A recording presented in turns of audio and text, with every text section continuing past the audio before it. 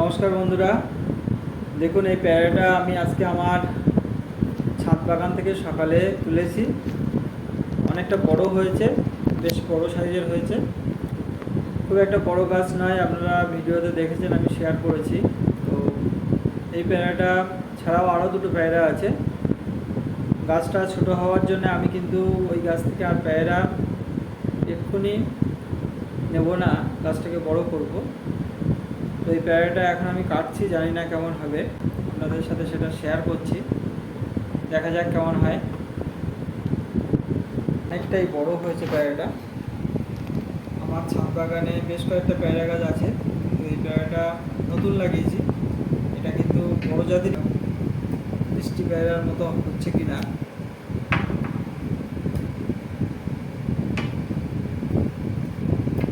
একটা পেয়ারাতেই কিন্তু শহর হয়ে যাবে, এত বড় সাইজের পেয়ারা। তো চাকুটা কিন্তু এর মধ্যে ঢুকছে না, এতটাই বড়। বাহ, ভিতরটা কিন্তু খুব সুন্দর হয়েছে। এই দেখুন কত বড় হয়েছে, দুটো চাকা।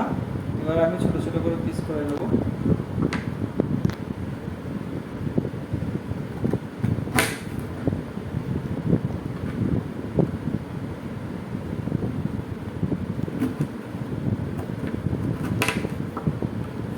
একটা চাকুর সাইজের হয়ে যাচ্ছে, চাকুর থেকেও বড় পেয়ারাটা, পুরো চাকুর মধ্যে আসছে না। বিভিন্ন ধরনের ফল আছে এবং ছাদ বাগান, আশা করছি এটাও ভালো হবে।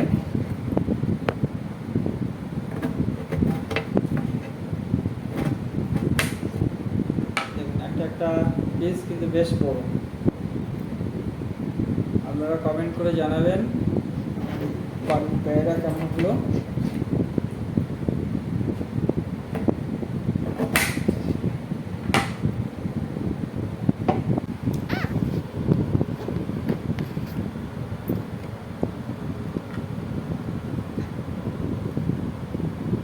আমরা তো খাবোই, তার সাথে বন্ধুরা আপনাদেরও ইনভাইট থাকলো।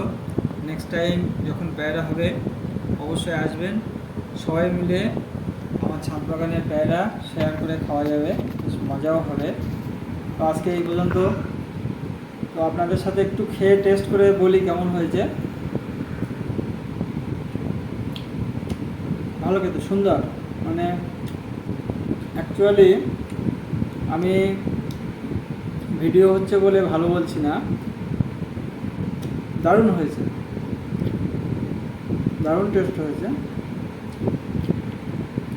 আর বর্ষাকালের পেয়ারা তো মিষ্টি কম হয়, কিন্তু এটা অসাধারণ মিষ্টি। মানে এটা যদি সবাইকে শেয়ার করা যেত একটু গুঁড়ো করে, তাহলে আপনারাও বুঝতে পারতেন যে সত্যিকারের পেয়ারাটা দারুণ খেতে। তো বড় ধরনের পেয়ারা আমি অনেক সময় খেয়েছি, সেগুলো কিন্তু টেস্টি হয় না। অ্যাকচুয়ালি কী হয়, নার্সারিতে যে সমস্ত ফলের গাছগুলো বিক্রি হয় তারা কিন্তু ভালো জায়গা থেকে নিয়ে আসে, এবং তাদের যেহেতু রেপুটেশন ব্যাপারটা থাকে, প্রচারের ব্যাপারটা থাকে, সেই জন্যে নার্সারি থেকে ফল গাছ কিনে কিন্তু আমাদের খুব একটা করতে হয় না। কিন্তু আমরা অনেক সময় ড্রাগন ফল বাজার থেকে কিনি, সেগুলো কিন্তু খাওয়া যায় না, এতটাই খারাপ খেতে হয়।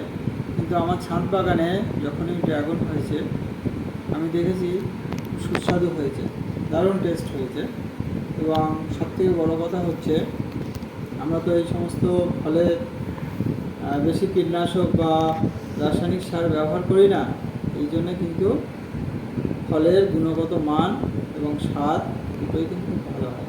যাই হোক, ভিডিওটা আজকে এই পর্যন্তই। ভালো লাগলে অবশ্যই আপনারা আমাকে সাপোর্ট করবেন এবং অবশ্যই কমেন্ট করে জানাবেন।